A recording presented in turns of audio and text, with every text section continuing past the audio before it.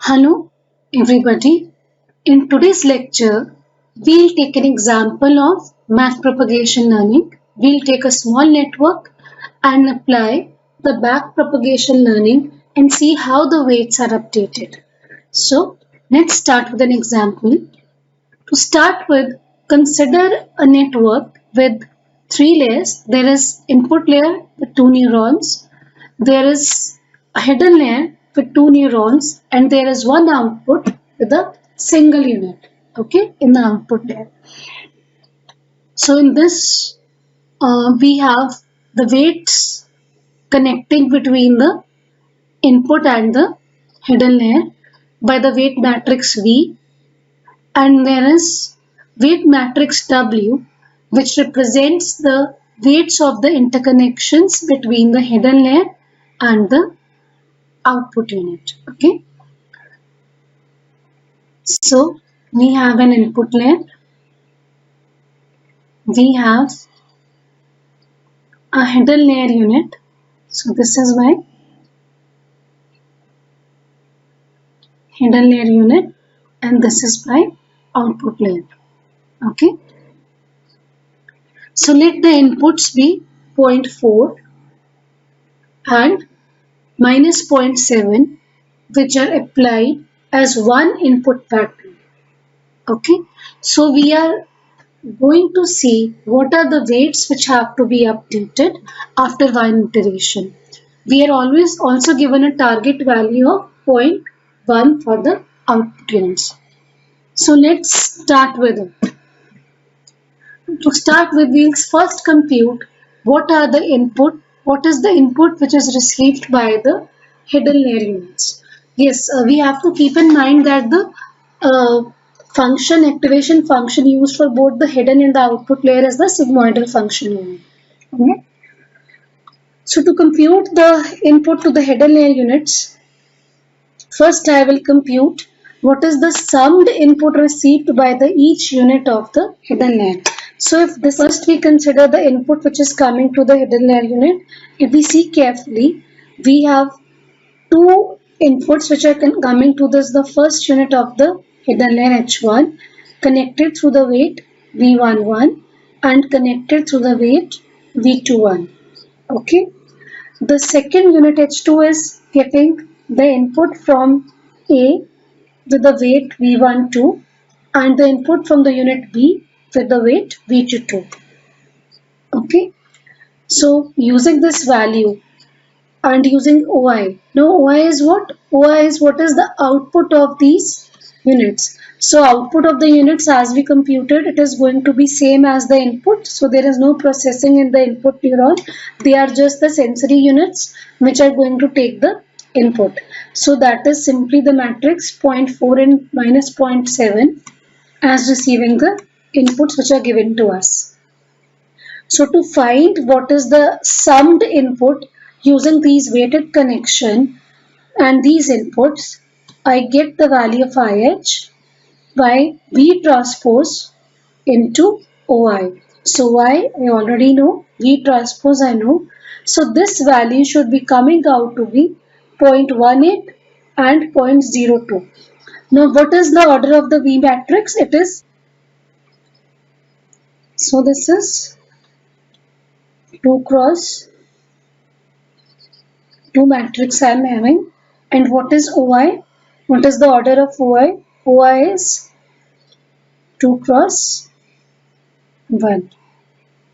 So if I go on to multiply these, to multiply this, 2 cross 2.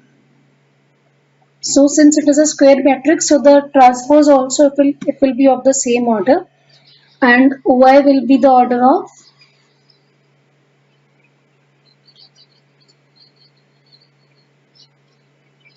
so this cancels out. So what I am left with, what is the order of the resultant? That is 2 cross 1, which is what I receive. So I simply am going to multiply these two matrices, that is transpose of this. When I take V transpose, what it is going to be? V transpose, it is going to be simply is nothing but it is matrix of the order 2 cross 2 with the rows and columns interchanged. So this is going to give me the value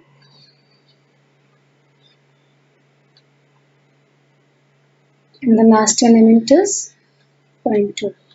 So I simply get it by multiplying with this. So we get the first term as 0.18 by multiplying.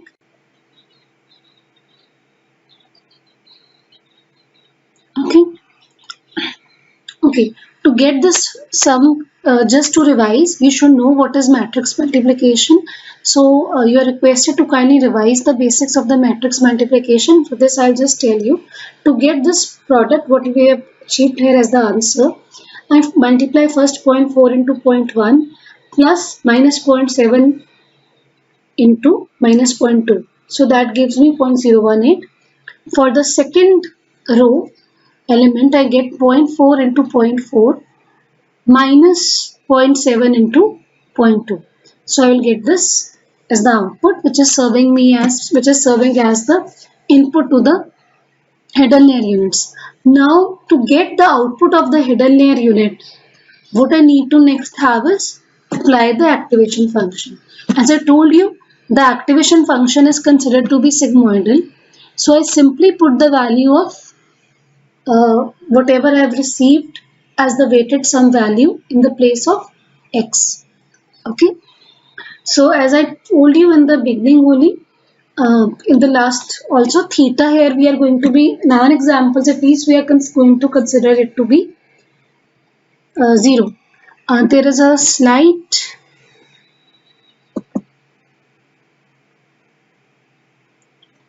change here, the minus sign has to be there because it is 1 over 1 plus e raised to power minus x.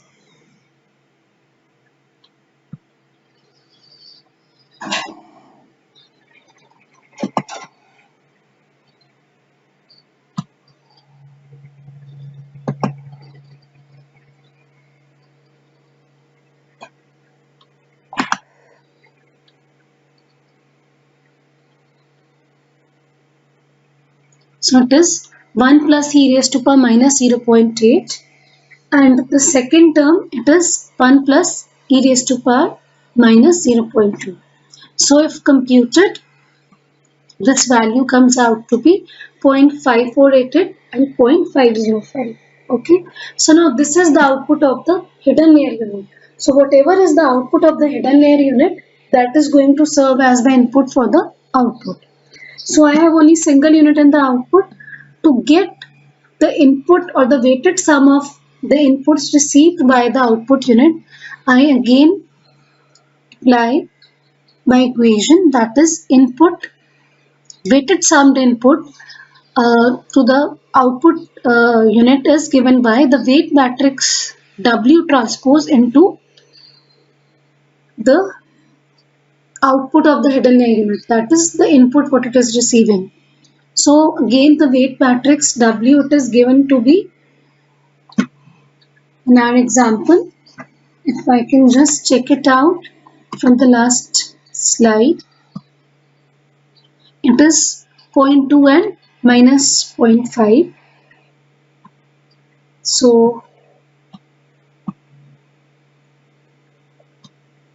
taking its transpose, so transpose of this would come out to be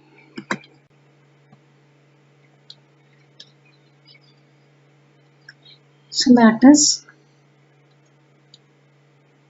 0.2, and the second is, because we are taking the transpose, so rows and columns, they are getting interchanged.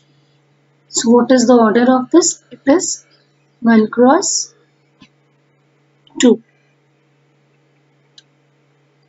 Okay, and what is the order of this OH? No OH, it is of the order 2 cross 1. So 2 will cancel. So by output what I receive, that should be of the order 1 cross 1. To compute that, I'll just do the multiplication. Simply I can take these values. So for the first value 0.548, it is multiplied by 0.2, okay, and then 0.505, it is multiplied by minus 0.05, and what I get as the output of this is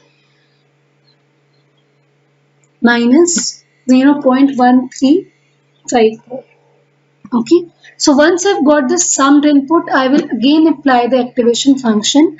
Activation function again considered to be an sigmoidal function, and directly apply the definition. So I put the value that I've got for the summed input into this. Again, theta is assumed to be 0. So what I get at the output is 0.4642. Okay. So once I have this output computed, my next thing, so my forward pass is complete. So once my forward pass is complete, next thing is I need to compute the error. For the error, I need the difference between the target and the output I have received. So what was the target? What we had taken, that was 0.01. So my instantaneous error, that is EJ, what we used, that would be 0.01 minus 0.642. But to get the cost function what we are having, we'll apply this definition. In this, the value of 2 is not considered. It is not half because that cancels out. Okay.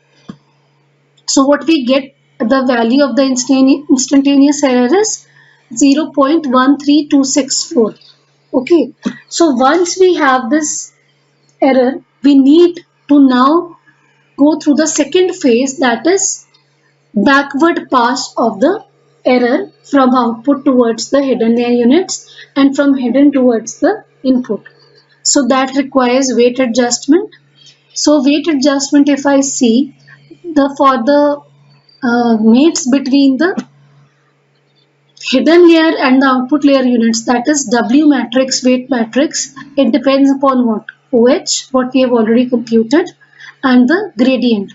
Now this gradient will depend upon what? It will depend upon the value of this error cost function.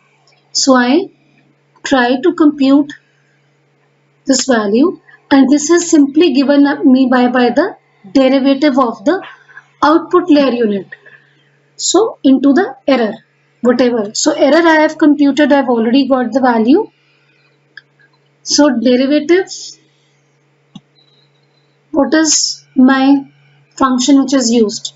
That is sigmoidal function is being used. So I have taken of the form 1 over 1 plus ex. So x or minus x, it is, we are considering it to be 1 plus e raised to power x as fx. So if I take the derivative of fx with respect to x, this is what I get. Now if I want to represent this in the terms of fx, I can simply write it as fx plus 1 minus fx. Okay. So now I use this value. So what is fx, what I have computed? What is the value of fx I have computed? So value of fx which is computed is 0.4642, and 1 minus fx, that gives me 1 minus 0.4642, and this term, this is going to give my error. So I'll just try to highlight. So this is by learning rate eta, which is 0.6. This is nothing but my OH value which we have already computed. Now this is my error which is there. Okay. Instantaneous error which is there, EJ, which we used in the formula. So this is my instantaneous error for the output unit, and this is I am deriving from this. So fx is what? Fx is nothing but the output function of the output layer. So that what we had computed already to be. So this we have already computed this value to be. Just move again to the last slide. So this is already computed to be 0.4642. Okay. So using this same value, I am going to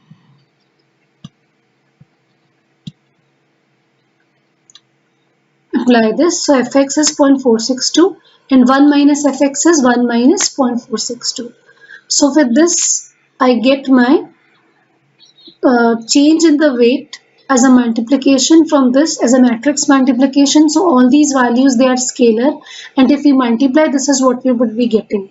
So once we get the change in the weights required, I am simply going to add on these values to the original weights. So what were the original weight values? They were 0.2 and minus 0.5. So I add these values, minus 0.0296 and minus 0.0274 to this, and what we get is the updated weights for the interconnections between the hidden and the output layer units.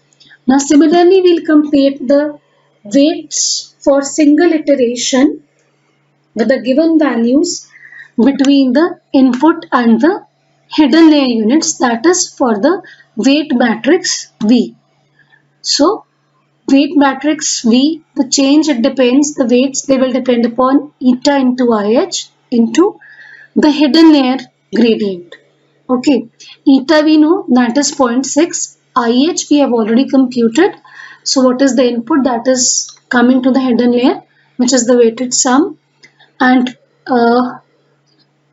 delta H, that is going to come from the activation of the function. So activation again for the hidden layer, it is sigmoidal function. So the same definition will apply as we used in the output layer unit.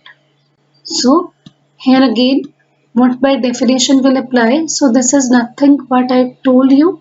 This is going to come out to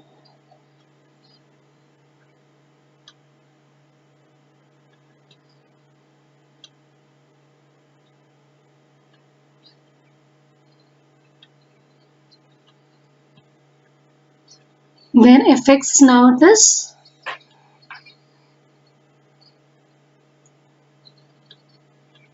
the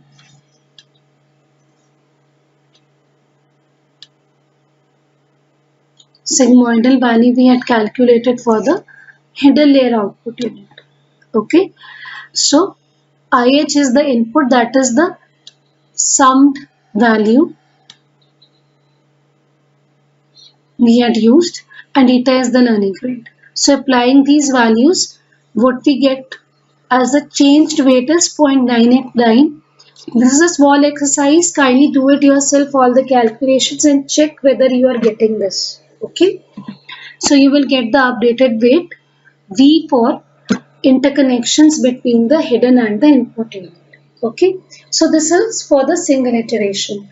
If let's say I am given the set of 4 input patterns, so I would apply it for the 4 input patterns, and for the each iteration I would be computing the updated weights and see what my error it is going to be reduced finally.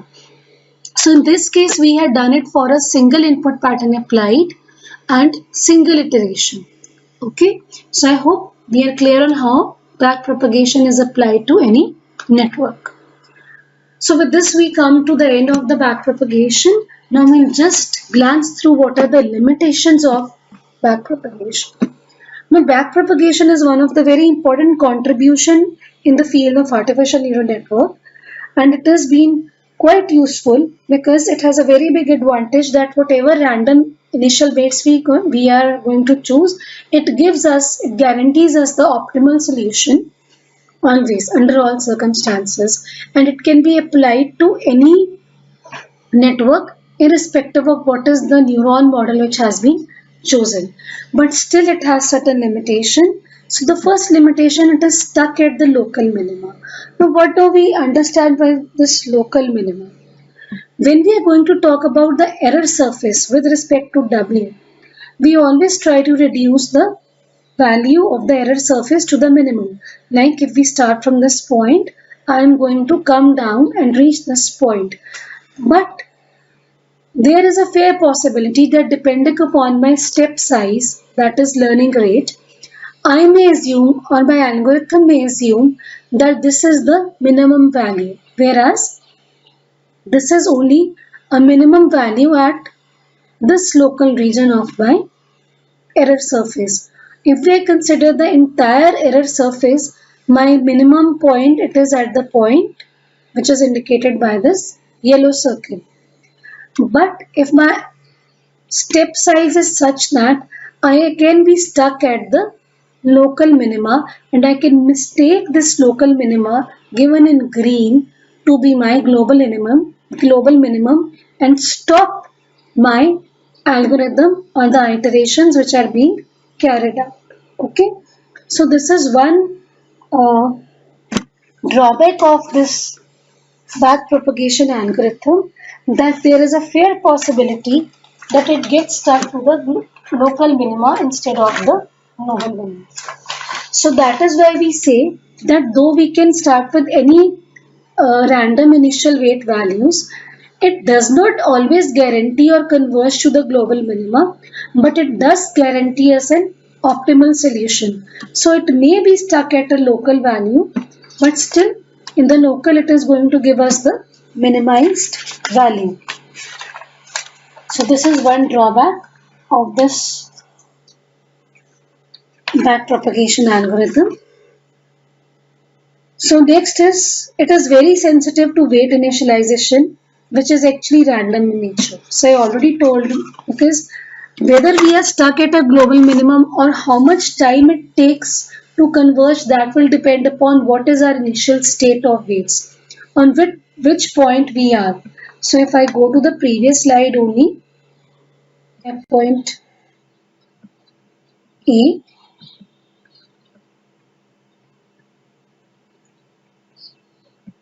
let this be my point B, let this be my point C, and consider another point E and a point D here. So I have four initial points, that is, I can start from A, D, A, B or E. So in whatever point I start from, I am going to get some minimum value. That may be an optimal local minimum value, or ultimately maybe it is capable of reaching this global minimum C via different starting points. But in all cases, the paths traveled, they are going to be different, and the time taken, that would be different. Okay, so if how much time my algorithm it is taking to converge to the minimum point or the global minimum, that will depend upon what my starting point is. So this is one very big drawback of backpropagation algorithm, that it is sensitive to the weight initialization, and that is always random in nature. Normally we take the weights to be varying between minus 0.5 to 0.5 or minus 1 to 1. So weights can be positive or they can be negative depending upon what is a random initialization. But if the weight is too small, that may lead to long convergence time, and if my weights are taken to be the random large values close to 1, it may reach the saturation region, leading to slow learning.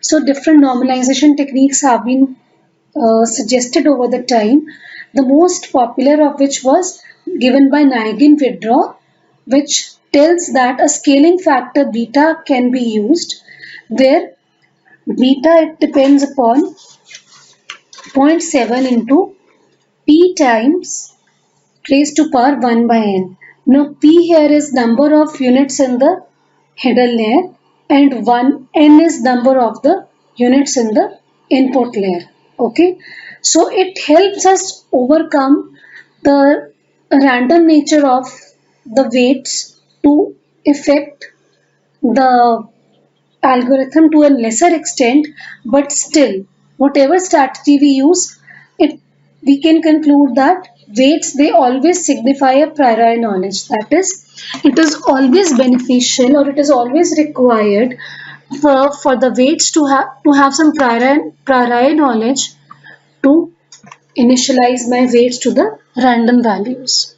Without the priori knowledge of the network, it is difficult to have a good choice of the weights which to they are initialized. Okay. Next drawback is dependence of the convergence of the learning rate. Now, very important factor is the learning rate, because I told you how much we are moving on this slope. Again, we need to go to the last one.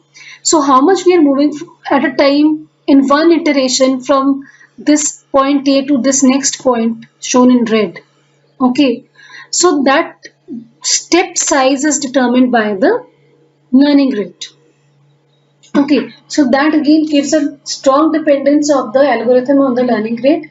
If my step size is big, that is learning rate is high. Normally the learning rate is varying between 0 and 1. But if it is high, around 0.9 or closer to 1, obviously my step size is going to be large and it may lead to an oscillatory behavior. I may jump, I may miss the global minimum point, and then I may have to step back to the minimum point. I'll just try to take the example. So for this, you consider my error surface to be like this. So let's say this is my global minimum, which is indicated by point C. And let's say this is my starting point, which is A. Okay. So if my step size is large, I take it close to 1. Fair possibility I jump in one iteration from here to point B. So I've already missed the global minimum. So though I was moving in the right direction towards reaching the global minimum, but since my learning size eta was large, I jumped or I missed this. So again I will have to come back to the point using my learning rate. Since it is again large, it will come somewhere around here. So this is the oscillatory behavior or the zigzag pattern what we are having. So we are going to have a zigzag pattern as seen before I reach my global minimum. And if my learning rate it is slow or small, then it will lead to long convergence time, because I will step in or move in very small steps. Okay, then my movement would be, let's say, in small baby steps from here to here. So that will actually give us long time. So it is very critical to the choice of your learning rate. So to avoid that, there was number of again modifications were suggested to this learning rate, but the best which was working was the use of a momentum term. Now, what is actually use of this momentum term? Now, momentum term is their additional term, which is again a value which is varying between 0 and 1. Okay.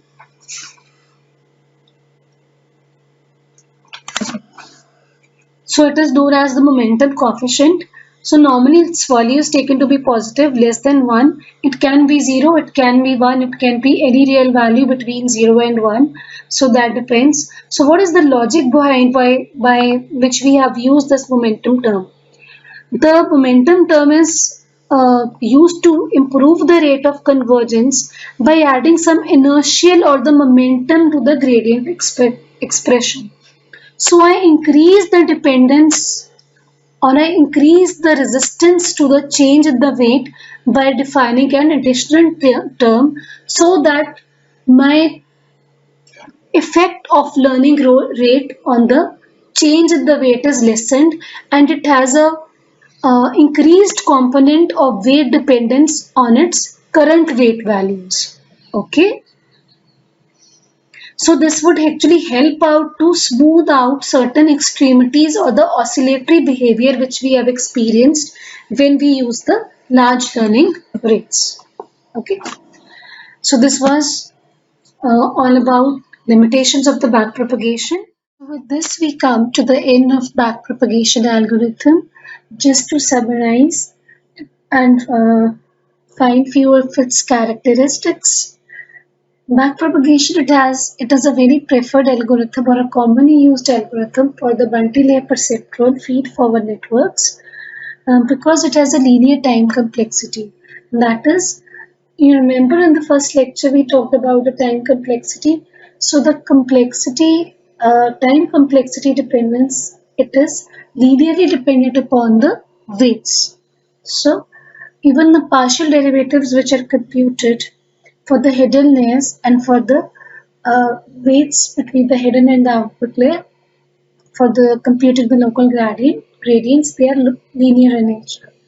Next, it is stochastic in nature. That is, even if we start our search for the solution from a random point in the search space, it is able to go to the minimum point along the search curve. Okay. Next, for a fully connected network, the scalability is an issue. This is an important limitation, you can say, that if it is a fully connected network and there are more than one hidden layers, so then scalability becomes a problem as the number of inputs they increase, because as the inputs increase, the complexity it increases exponentially. Further, over the time, different modifications they have been suggested in the backpropagation algorithms. A number of other versions of backpropagation with momentum term added, or guidance on how to choose your weights, they have been suggested. Okay, so we have not many versions available, modifications available to backpropagation algorithm over the time. And the last point is it can be used in the incremental or the batch mode. Now let's learn what is this incremental and the batch mode. Incremental refers what we have been doing in the current example. That is, we apply a training vector and we update the weight after the application of that input. We compute the output. We backpropagate the error according to the difference in the expected and the actual output, and we adjust the weights so as to reduce the error. So this is also known as online learning. That is, as soon as the input vector is applied in the same run or in the same cycle, we are going to update the weights. But there is another mode also which is known as the batch mode, in which we apply the set of input vectors and we update the weights which have to be changed by each sample as a together as a collective sum. So I keep aggregating. It means what? Let's say I have a data set which is comprising of 10 input vectors. So what I do is, instead of applying the first input vector and updating the weights, I apply the first input vector, I compute what is the change in weight required and I store it. Okay, whatever is the change required. Then I apply my second weight. I am not changing the weights, I'm just storing what is the change in the weight which is computed. Then I apply my second vector. When I apply my second vector, again I'm going to get some error and accordingly some suggested or the required change in weights. So I again compute that change in weight for the second vector and add that to my previous vector change which was computed. So I keep doing it for all the 10 vectors, and after the 10 vectors have been applied, I then apply that collective change in the weights from the 10 input vectors and apply and change my weight. So this normally gives me the better results for the large data sets, but with the fewer computations. So I am trying to reduce the computation part by reducing the burden to calculate the gradient for each input vector. Rather, I am distributing my data set into set of vectors which are applied one by one, but their updation is done only after the complete batch or all the input vectors in the batch they are applied. Okay, so I can form the mini batches, that is batches of small input vectors, or depending upon my large data set, I can form a bigger batches. Okay, so this is also known as your batch learning mode or the offline learning mode. So that was all about backpropagation. I hope you're clear about it, and I definitely look forward to giving you my project in which you can actually apply backpropagation and use it for any practical application. Thank you so much.